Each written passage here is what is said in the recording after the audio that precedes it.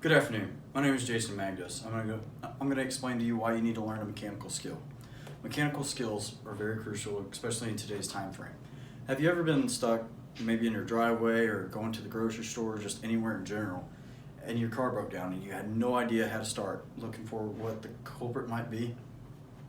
It's very easy and it's very simplistic if you know what you're doing. So, what happens after this?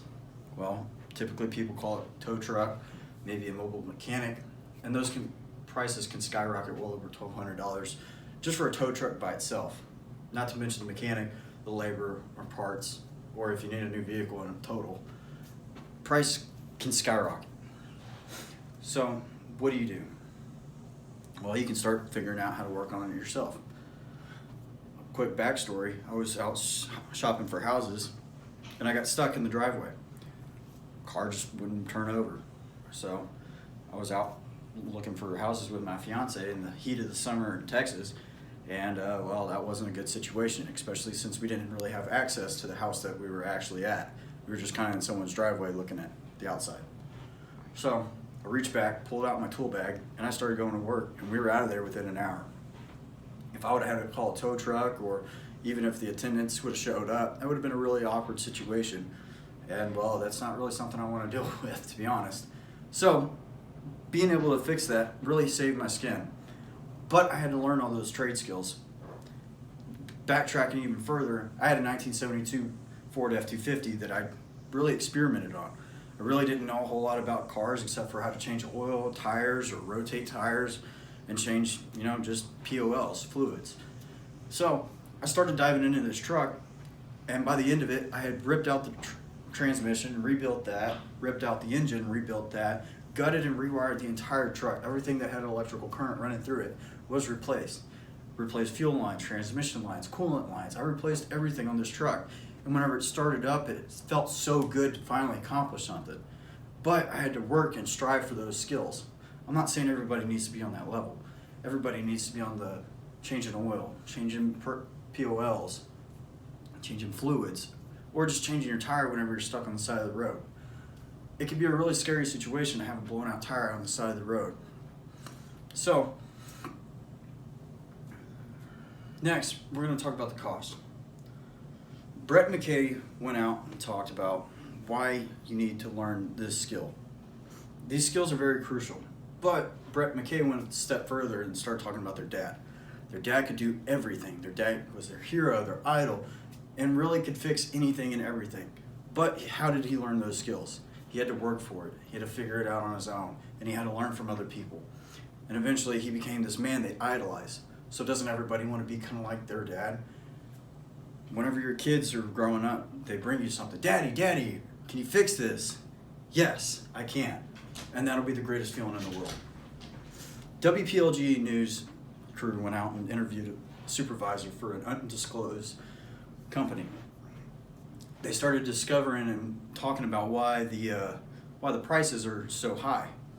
Well, it takes into factor a lot of things. The mechanics need to be paid.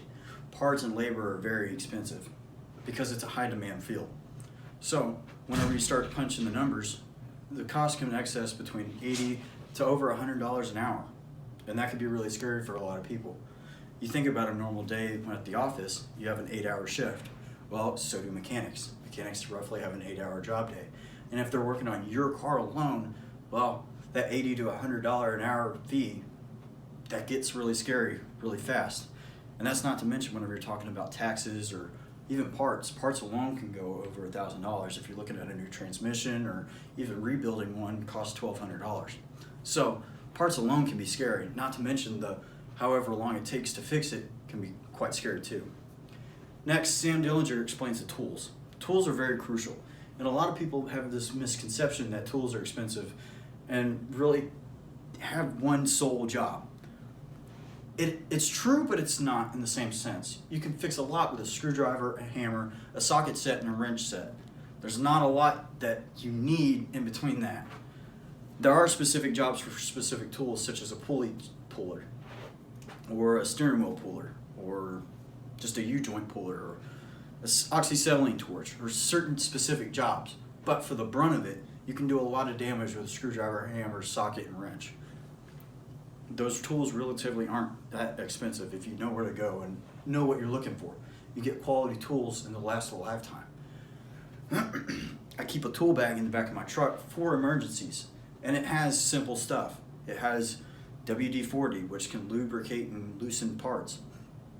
I have screwdrivers. I have assorted screwdrivers, adjustable screwdrivers. So it's kind of an all-in-one thing. I have wrenches, sockets that really are just bare minimum requirements, but they can get me out of a lot of situations. So why do we need to all do this? Well, everybody gets stuck. Everybody has that one instant where they're terrified and they have no idea what to do. It's kind of like a horror movie. You're stuck on the side of the road, it's pouring down raining, you have no cell signal, and of course you're by yourself in the pitch darkness. What do? You can either sit there and hope somebody drives by and they're a decent person, or you can reach in the back of your truck and pull out that tool bag and get to work.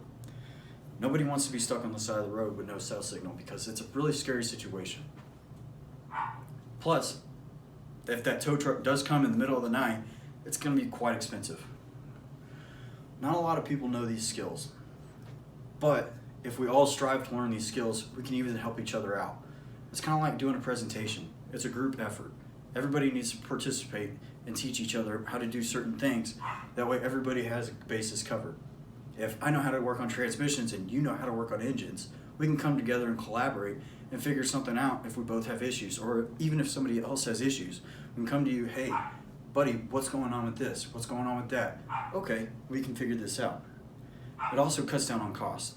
I know engine repair jobs specifically are very expensive. My engine alone would have cost over $10,000 to fix, but because I did it myself and I did all the work by myself, it cost me roughly $800, which sounds scary, but in retrospect, it's a lot better than $10,000. So, everybody take your time, learn something. There's plenty of resources out there. Haynes Manual. You can pick up a Haynes Manual at any auto parts store or just parts store in general. Haynes Manual, or step by step, it's a book, step by step how to do certain things. Or my personal favorite, YouTube it. YouTube shows you how to do everything. Just make sure it's the right vehicle, right make and model, and you'll be perfect. Thank you.